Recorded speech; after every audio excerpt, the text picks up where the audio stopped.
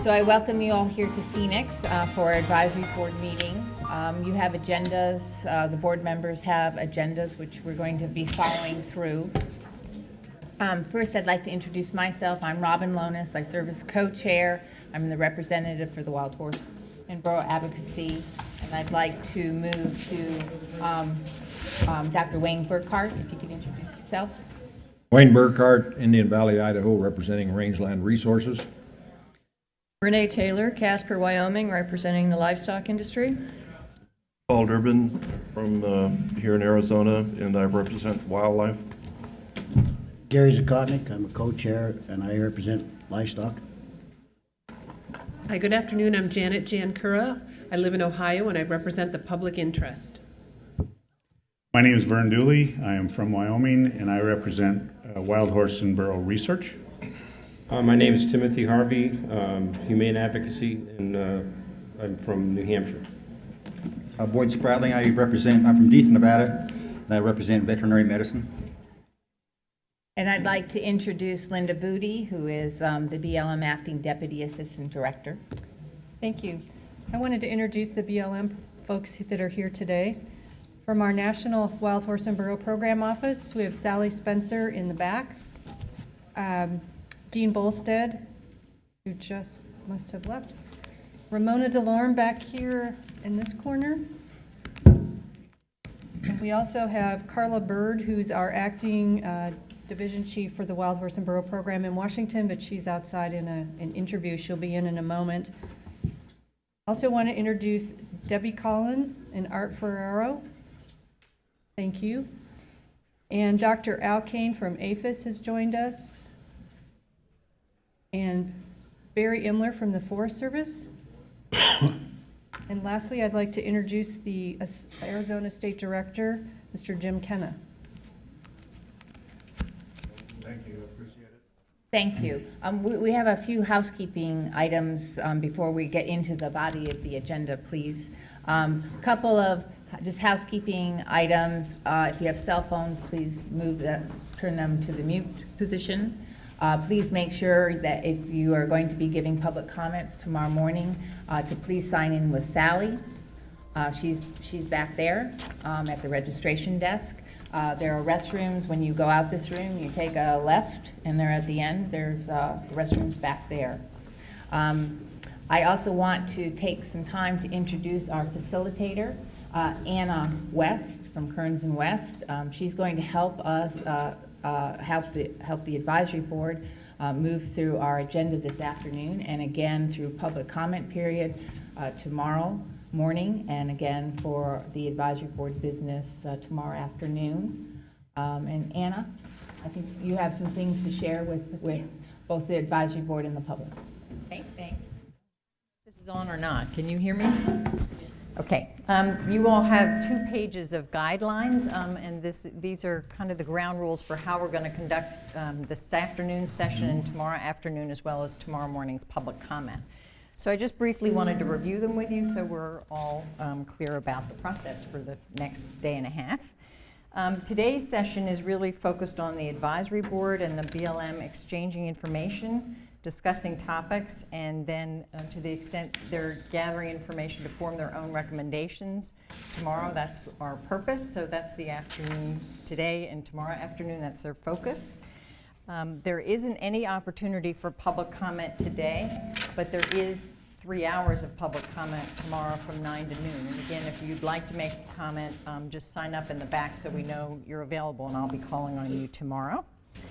And in all participation throughout the 2 days, we hope that we're all going to be respectful, using a tone and language that's respectful of a wide range of interests we have present in the room. Much more detailed guidelines, but just reviewing the agenda for tomorrow. But during the 9 to noon public comment period, there will be a 15-minute break. We'll take roughly around 10:30. We will be setting a time limit for comments, and that will in part depend on how many people sign up to make sure everybody has an opportunity to provide their comments. I've talked to several of you. You've already submitted written comments, and so just to confirm, you have 2 ways you can provide public comment. You can speak tomorrow, and that will be oral presentation for the advisory board's understanding of your thoughts and views, and written comments. If you share written comments tomorrow, they will also be submitted to BLM, or you can file written comments on their website, as I think most of you know. So anyway, tomorrow we'll be setting time limits so that everybody has an opportunity to speak. Again, we expect a respectful tone and language to be used. All participants need to be treated with respect and civility, regardless of your affiliation or organization. I'm your facilitator, and I'll be calling you and tracking time in your comments tomorrow. And I'll give you a 1-minute notice. Tomorrow's session will have you come up to this table. Will be set up so that you can come and present to the advisory board. And we're expecting that as people are presenting their comments, that everybody else will respect and not interrupt that speaker's opportunity to speak. And that you will honor your time limits. Personal attacks and threats are not acceptable in the room here for the next day and a half. Media matters, interviews, all of those will be occurring outside of the room, not within the room. And signs and banners need to be left outside of the room. And also, I have to add tripods or cords. Just for circulation purposes, we can't have those here. So with that, back to Robin. Thank you. I did want to add one thing to the public comment portion. For those of you who have been to advisory board member meetings in the past, we have had the occasion to have a very informal roundtable after the close of the formal portion of the meeting. We will be doing that again today after we adjourn at 5. We'll probably take a 15-minute break, and it is very informal. It gives people an opportunity to have some give and take, not argumentative, but just a give and take, and learn who some of the people are in BLM. We have a lot of new folks that are in acting, so that gives you an opportunity. So I certainly invite you to do that. But that's not in place of your public comments for tomorrow. So please do continue to expect to give public comment tomorrow if that was what your original thought was. And I'd also just like to welcome our 2 new board members. We have Tim Harvey and Paul Durbin. So we'd like to welcome you formally to the board as your first meeting. So without further ado, then I'll turn to Jim. And we're going to hear about the Arizona wild horses and burros, because we're in Arizona. We never want to forget about the burros. So, Jim, thank you. Make sure I got the technology right. Sounds pretty good. Madam Chairman and members of the board, welcome to Arizona. I'm really going to be very brief, but I thought I'd do a couple of things. One, kind of acknowledge I'm a longtime BLMer, 36 years. This is a very important program to the Bureau of the Wild Horse and Burro program, but it's also one that is very difficult, and Arizona is no exception. And part of that is the broad diversity of expectations in terms of outcomes. But before I go any further, I did want to do kind of what was done before and introduce the Arizona BLM folks that are here in the room. Julie Decker, who is a Deputy State Director here, and sitting next to her, Roger Euler, Wild Horse and Burro Specialist. And back in the back, I believe, where's Dorothea? She just stepped outside. We've got a couple of folks that stepped outside as well, Kristen and Dorothea, who are helping with some of the logistics, so I want to say thanks to them for that. Let me do a little bit of about where we are in Arizona, and acknowledge, I guess at the very, very outset, that in my view, advisory boards for BLM play a very, very important role. So I want to say thank you to you and respect for your commitment of time and effort and struggling with these issues and working through to some recommendations for the Bureau. Arizona is a state which is more burros than horses, which is not true everywhere. We have about 2,500 burros and about 240 horses, so you get a sense of the mix there. 7 HMAs and 4 herd areas. And gathers in this state are primarily burros and burros that are causing problems. And let me give you a couple of illustrations of what that amounts to. Over on the Parker Strip along the Colorado River, we've got an intensively used recreation area, and we get burros in the road. And one of the concerns is that some family station wagon is going to hit a burro. So those kinds of things we have to address. We've had a similar thing just north of Phoenix here, Highway 74, right around the Ben Avery shooting range, where burros have drifted into the shooting range or get into a highway right away in any part of the state. Those kinds of what we call nuisance gatherers are primarily what we do. And to give you a sense of that, about 60 in a year is about what it runs. We have had one burro gathered this year, which was larger. It was about 100 burros down in the Yuma vicinity. And the issues there were it's adjacent, the herd is adjacent to farmlands. There are wildlife conflict kinds of issues. So those are the kinds of things that we do. Almost never gather horses. There could be a rare instance in the state where we would, generally a nuisance situation. But we have some of the same issues that you find in other parts of the West, where we do have a number of issues, but they're generally mostly with burros. We also do a fair amount of adoption here. Our average is about 172 horses and burros. The numbers and the mix can split. We take advantage of local events like the Lost Dutchman days, and we will, in this case, I think there were 11 horses and 7 burros that were adopted at that event. So it's a series of events over the course of a year to do adoptions. And that's about what I was going to cover. Again, I want to welcome you to Arizona. If you came from colder climes, you're probably liking this. Anything else that you need from me, Madam Chairman? Are there questions from the board? Boyd.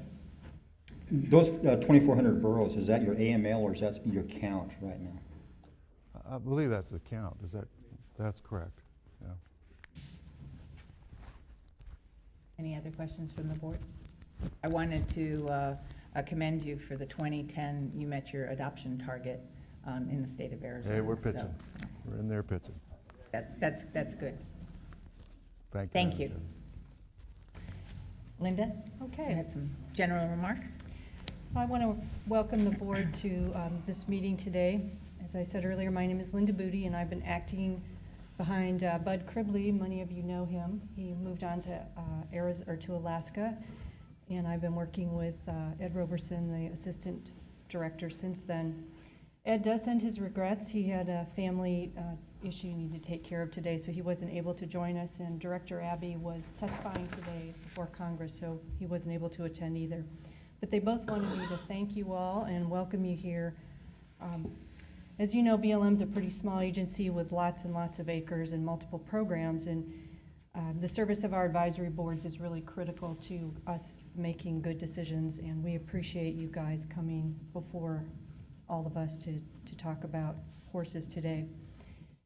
Because we're small, we're also like a family, and when a need exists in one area, we all come together to work on things, and you saw that most recently with 2 of our associate directors coming together to work on the strategy with Mike Motice and Ruth Welsh, and they both helped us get to the place we are today, and we're really happy about that. Today I wanted to introduce 2 other longtime BLMers, Carla Bird, who's sitting up there in front, and Carla has stepped into the big shoes left by Don Glenn's retirement. He was our Wild Horse and Burro program lead in Washington, and he retired recently. Carla comes from Wyoming, where she's a field manager, and she has decades of on-the-ground experience that we have been gathering and using as part of this program. As I said, I'm temporarily filling in Bud's other big shoes, and I've worked with BLM in 5 states in just about every program we have. Especially got to work with the Little Book Cliffs herd in Colorado and the Friends Group there. And the expansion of the Friends Groups and partnerships is a part of our director's vision for the Wild Horse and Burro program as we move forward. And when I'm not doing this job, I'm the Deputy Assistant Director for Fire and Aviation. So that's a little bit about who the new people are. And though Carla and I are kind of new to this right now, what we lack in history, we make up for in enthusiasm. So we've been really getting into this program in the last few months. I'm really happy to be sharing with you, or Carla is going to be sharing with you tomorrow, the strategy as it exists, the proposed strategy as it exists now. I know some of you have had a chance to take a look at it, and we're going to be able to talk about your questions tomorrow. Carla and Dean have a lot of answers for you. Basically, the strategy represents a refinement of the commitment by the BLM to the horse program, as well as fundamental changes. The Director Abby served as a really good inspiration for us to develop this plan. First and foremost, to be transparent and open to all, good for the horses and good for the land on which they live. And although the development of the strategy, or through the development of the strategy, we've heard from a lot of interested parties, and we have processed 9,000 comments. And we've heard from you, and what we're going to show you in the strategy tomorrow is how seriously we've taken your feedback. For example, we've refined the process for entering into public-private partnerships, and we expect these partnerships to be, the proposals to be on the streets in the next couple of weeks for people who want to apply for those. We expect these partnerships to lead to reduced taxpayer costs and increase the visibility and well-being of all of our horses that enter into those programs in the sanctuaries. We plan to substantially ramp up the use of science-based fertility control, and as Director Abby has said, that our ultimate goal is to make various fertility control measures the primary means to maintain healthy population levels. We plan to work closely with our partners, especially the Humane Society of America, to implement and monitor this effort. We will be entering into a 2-year study in this time frame. During that time, the horses will continue to be gathered in order to increase the number of mares we treat with fertility control. And our target is going to be 2,000 mares each of the next 2 years that receive fertility control. We also plan to increase the number of adopted animals, and we'll work with the Mustang Heritage Foundation and our other partners to place more horses with families.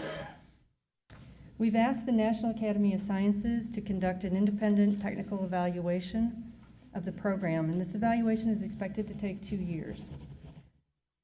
I want you to understand this is not kicking the can down the road. It is, however, giving us a chance to build credible knowledge that we all need to make good policy and good decisions. And good policy decisions are the result of good science and public interest and commitment.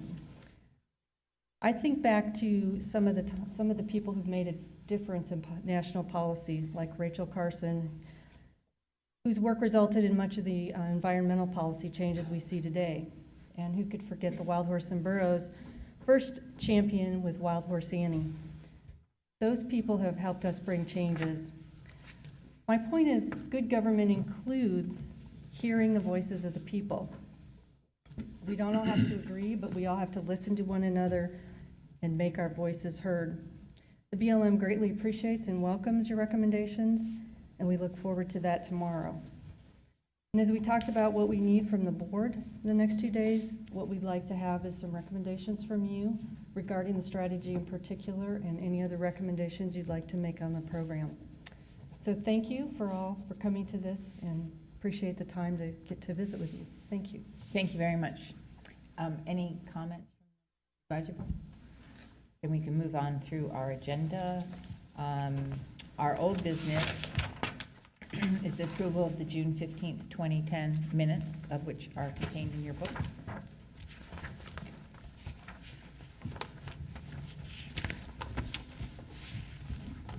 Thank you to Ramona and Sally for making sure that our meeting was recorded last time. Did anybody have any changes, edits, corrections, or omissions? Okay, then those minutes will stand approved. Moving on to response to the recommendations. Dean, we had, at the June 15th meeting, the board had made 2 recommendations. One, to recommend that the BLM consider the Mustang Heritage Foundation proposal, and second, for BLM to consider hosting a dedicated science and research workshop in conjunction with the National Academy of Science request for program review. So I think you're going to go view each one of those in the Bureau's response. Is my mic full? Evidently. We can hear you. Can you hear me? There we go. Yeah. Thank you back there. Yes, there are two recommendations made at your June 15th, 2010 meeting. The first, as Robin said, is the National Wild Horse and Burro Advisory Board recommends that BLM consider the Mustang Heritage Foundation proposal. The BLM response is BLM values its existing partnership with the Mustang Heritage Foundation and recognizes the positive benefits of their program. BLM desires to expand this partnership. However, the expansion of Mustang Heritage projects will depend on funding availability and processing through an appropriate procurement process. The concept of this proposal is still under review, and more analysis is needed to determine how major shifts in funding to such a partnership away from the existing BLM adoption program would affect BLM adoption operations and how such changes would be implemented. Carla and I are working to form a team to do some of this analysis, and Carla would like the results of that analysis in about a month on April 15th. So we are aggressively pursuing this. We need to know what we'd like to do, and also the funding levels are going to be very important. So we need to make these determinations as we begin to think about our 2012 budget. So the second recommendation is the National Wild Horse and Burro Advisory Board recommends that BLM consider hosting a dedicated science and research workshop in conjunction with the National Academy of Sciences request for program review. The response is BLM will consider hosting a science and research workshop after the completion of the National Academy of Science study. Scientists from around the world are expected to participate in the study, and new sciences and approaches to wild horse and burro management are likely to be identified. BLM feels that a more beneficial workshop for public and BLM BLM employee education could be organized after the study's completion. Questions from the board? Renee? I was curious, the budget includes an item for $1.3 million for the NAS study. Is that 1 year is the allocation to cover the 2 years of the study, or is it 2.6 Good question, million? Renee. The 1.3 million is an estimated cost that such a study would cost, and that's for the 2 years, $650,000 for each year. Thank you. With regard to the first recommendation, is there a mechanism by which the board can stay abreast of the team's work, even though you have a short timeline? You said about a month. Are we getting a further update? Sally, will you be, I'm not sure whether the foundation will be giving a little update on that, but is there a way for the board to stay abreast of what the team's final review is? So certainly, we can do that through email to the board members. okay. Then we should make a note of that, Anna. That's one of our placeholders, please. Thank you. And any other questions? I also had a question on the team. What's the composition of the team that you will pull together to review? Well, Carla and I were working on that this morning. Okay. There will be a management presence, like a deputy state director, a deputy assistant state director, kind of a resources branch type. There will be a manager from on the ground, and then a cadre of specialists, both inside and outside of the adoption program. So we're looking for folks to bring new thoughts to the table, as well as those that have substantive experience in how adoption operations are conducted, as well as a management presence. Thank you. Other questions? I had one question with regard to the second recommendation. Should there be a science and research workshop, what is the role of BRD in that? I didn't hear your question. What is the role of BRD? Back in 1999, when we met in Colorado, we did have a science, I think that's the last time I remember having a huge science-based workshop. We had in conjunction with the advisory board meeting, right. But I believe that came through in some part through BRD. Well, I think it was primarily organized by BLM. Linda Coates Markle was on staff at that time, and of course, USGS, now the agency instead of BRD, Okay. they played a role also. And I think they pulled from the researchers and scientists that BRD used at that time to arrive at our research strategy. So that was their role in conjunction. Will there be a role, will USGS be involved? There this could be, time? but I think we're looking forward to the findings of the NAS study and what comes out of it, and we use the best resources that we have to organize a good workshop. Okay, thank you. Other questions?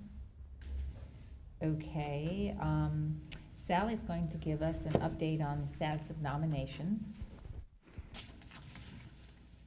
And Sally, please refresh everybody's memory where we've left off. Right, can everybody hear me?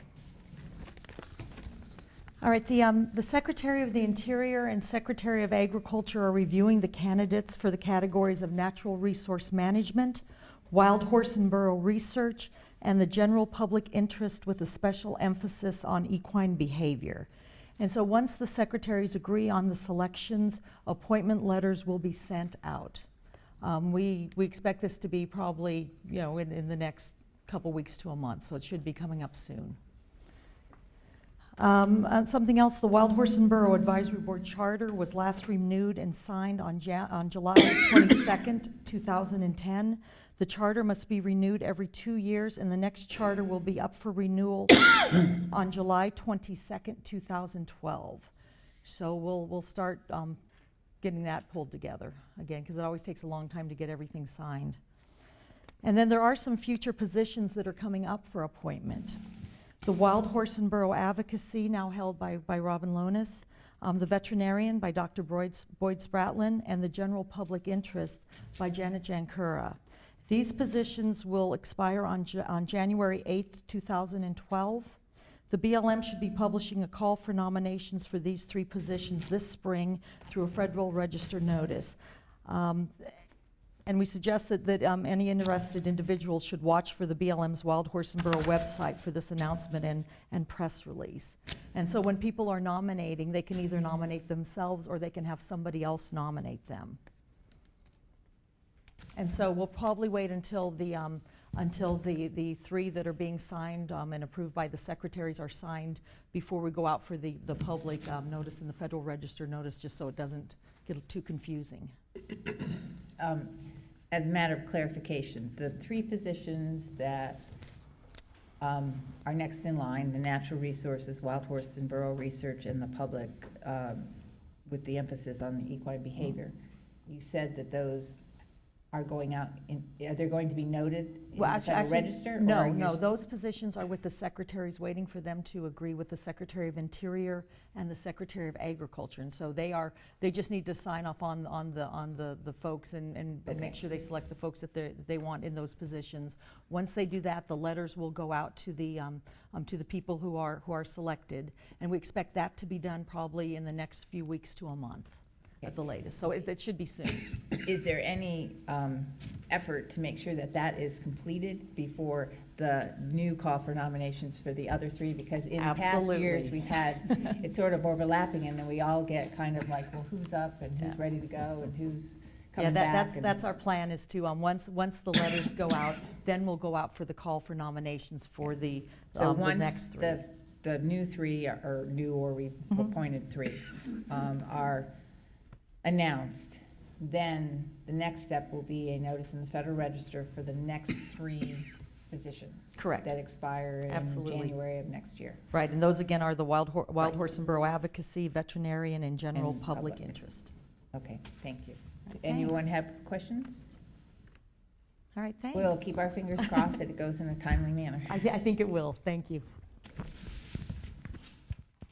We can start on our program updates. In our books, we have a budget update, the next divider, and Carl is going to walk us through this.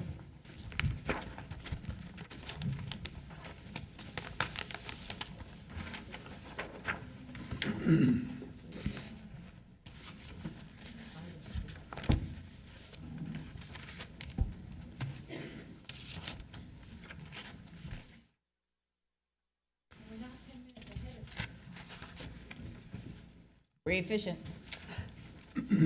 I'm sure we'll lose Have one ground short somewhere one. throughout the afternoon. Okay.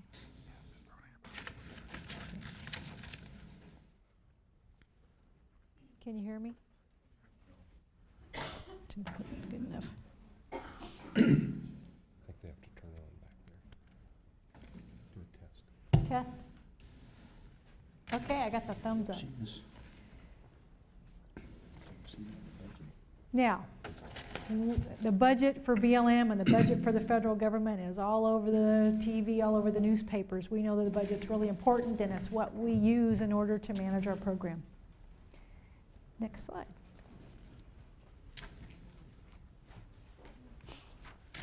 Holly Hooks would normally give you this presentation, but trying to save budget, we didn't bring all our staff this time.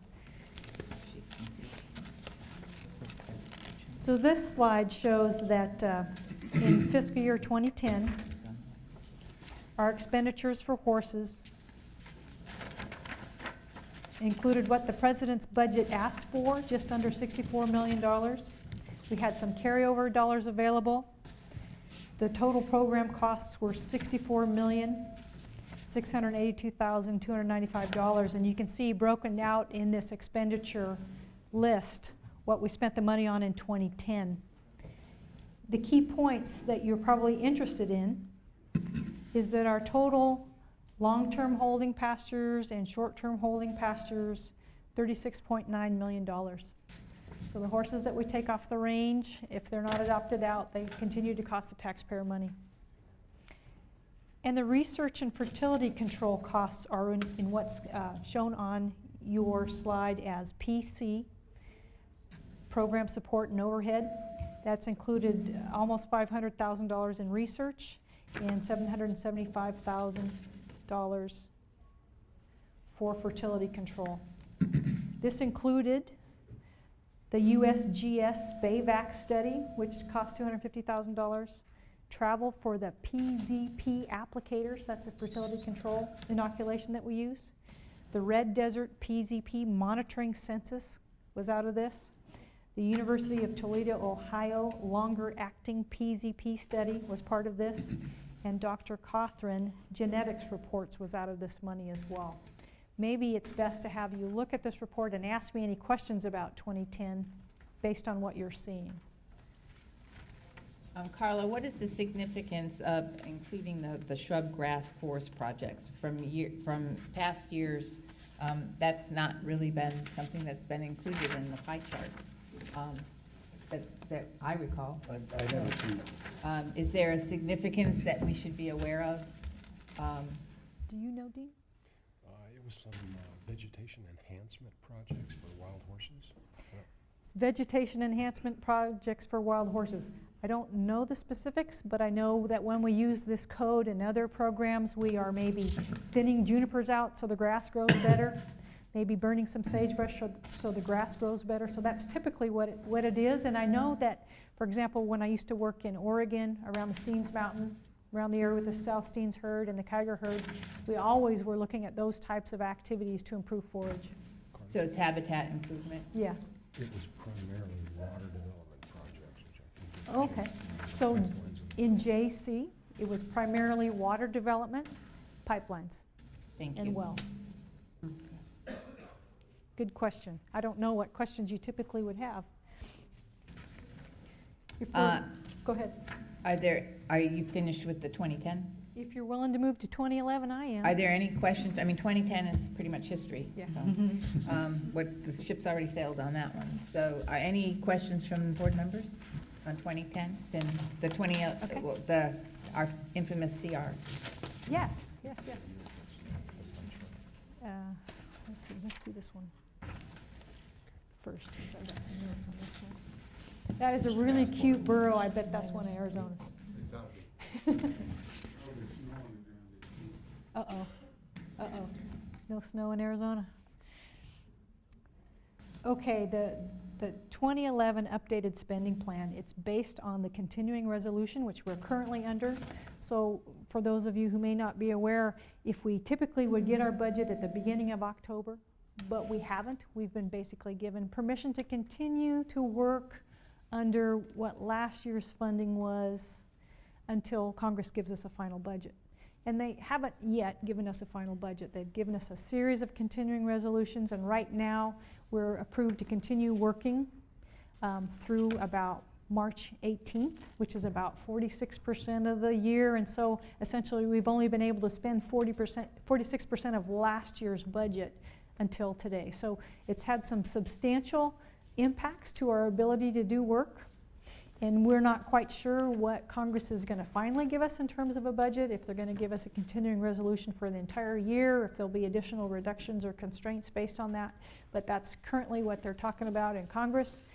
Our continuing resolution now keeps the government funded through March 18th. But in terms of what we're showing on this slide, so far, we have been able to remove 5,955 animals, approximately. Now, that number might be a few weeks old, and it may, if you see the next number, it might be slightly different. But that's the number of animals that we have gathered on the track to reaching AML. We have been able to decrease our short-term holding costs because right now, under continuing resolutions, we won't be able to do any of our traditionally scheduled summer gathers under BLM's budget. Now, if another entity comes to us, Forest Service, and has budget for us to do a gather, or if a military group or a Park Service group or any other group said, we need your help on a gather, we could continue to help with those gathers. We'd like to do that, but it wouldn't be under BLM funding. Again, if you look at the PC, I know a lot of people are interested in fertility control, so research and fertility control costs are in the PC code. The fertility control costs is not just the cost of inoculating a horse, it's the cost of gathering all of the horses that you gather so that you can separate out the mares and treat them, and then you turn them back. So the cost of fertility control is actually quite large. There's also a research agreement with USGS, research with Dr. Turner, PZP applicator training costs. We're trying to hire a new census person to help us with censuses. Dr. Cothran is continuing genetics work, and we have PZP treatment follow-up flights as well. So those are some of the things that may be of interest in this budget, but I'd like to see if there's any questions that you might have. Do you have any idea or just a ballpark guess of what it's costing, using the whole program for fertility control, what it's costing per head? $1,750. That's the total cost of flights, gather, everything. Yeah. And you might explain that involves gathering a stallion to get a mare. Yeah, so let me kind of walk you through the cost of fertility control. The cost of the inoculation is several $100s. It's usually given to the horse through either an injection or a jab stick when they're in a chute, because you need to get close enough to deliver that. That's the best way to deliver it. But in order, say you have an area and you want to treat 400 mares, that actually means you're probably going to gather 1,000 horses, because you can't just say, okay, come on, all you mares, come get gathered. You actually gather a large group of horses. You separate the mares from the steads, and then you separate out the mares that should appropriately be treated. Not all, some are fillies, some shouldn't be treated yet, but you do that. You also, so you have the cost of gathering all of those animals when you may only treat 40% of them. So you have to consider the cost of gathering all those animals before you do the treatment. Does that include the post-injection flights that you were talking about? You made the mention of that cost? The $1,750 doesn't include that, but it's part of our overall monitoring type. Yeah. Budget. Yeah. So I think the next slide kind of shows a pie chart view of the costs that we're incurring in 2010 and how we've kind of broken that out. And you will see that the largest part of the costs, again, is for holding costs, and we really understand that we need to try to do something about those costs. Carla, did you say, and maybe I misunderstood you, that there is no, all the summer gathers have been canceled due to budget constraints? Due to the fact that we did not get what the president proposed for budget this year, because we have a continuing resolution, we're limited to last year's amounts of money, and we're not able to, well, essentially we're out of money under the continuing resolution. Unless we get more money, we're done with the gathers that are BLM funded. But, you know, Congress might come through and might say, here's a good budget because this is important to us. I just wanted to Janet? clarify that all these PowerPoints are going to be posted on the website. Is that? That's correct, yes. So all of these presentations will be on our website.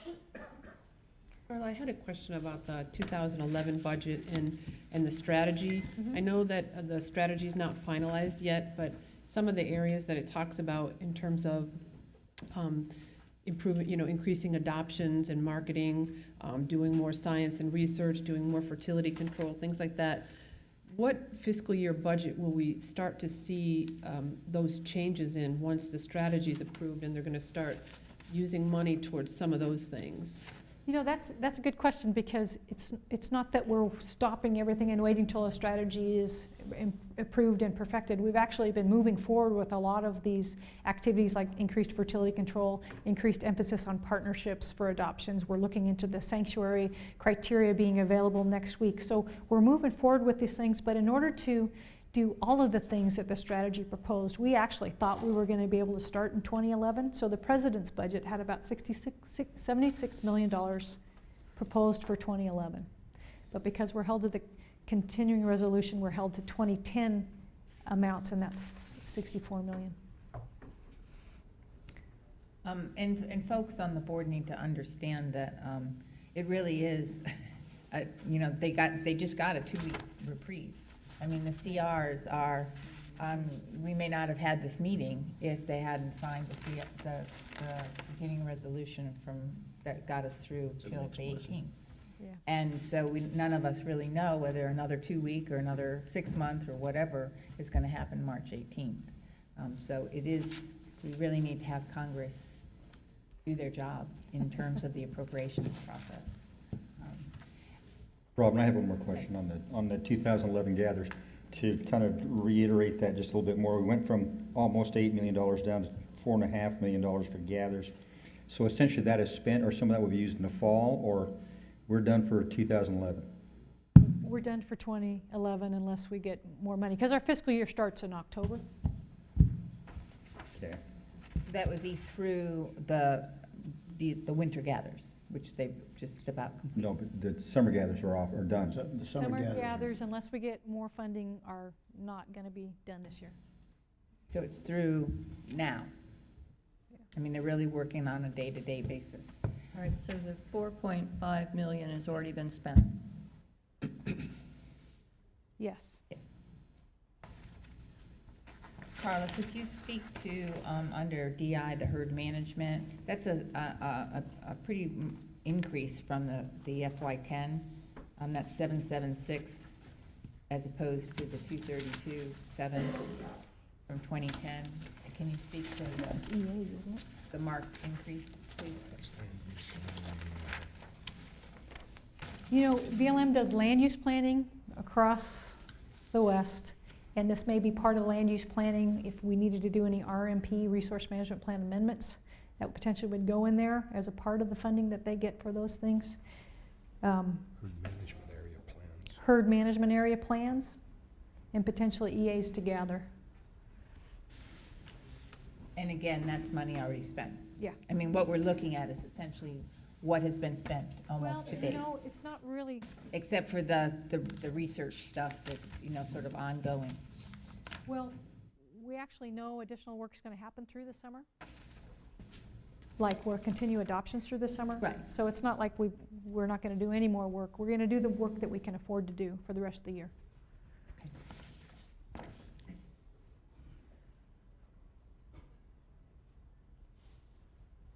Any other questions regarding the 2011 continuing resolution? Well, regarding compliance, so are we We'll still do, done? no, we'll do the work that we can afford to do. So we have staff that are funded through the year, so they'll continue, if they're assigned to do compliance work, they will continue to do compliance work. But things that are kind of larger expense, like contracts for gathers, those are the things that we won't be able to afford. Okay, so the reduction of 250,000 for compliance, basically a third of the compliance budget. That's based on what Congress has given us. Okay, Yeah. thank you.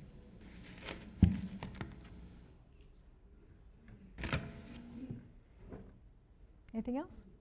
And just one more Sure. question. In your chart here, you don't carry over the shrub grass forest projects. Is that something that we are going to expect to see when you have a regular 2011 budget to deal with? You know. Or was that just a one-timer on the 2010? Or we don't know? Or maybe that's something that Don't you know. could go back and Maybe get we us can some get that additional information. better information on what those projects might be. I appreciate that. You bet. We've never seen it in a budget item before, Right, so it's It was kind of in popping out at us 2010. on 2010. and now it's not in the And 11. now it's not in the CR, but And- it may not be in the CR for other reasons, because it is a CR and not an Right. actual budget. We'll find out. Okay, appreciate that, thank you. And Anna saw that, okay, good.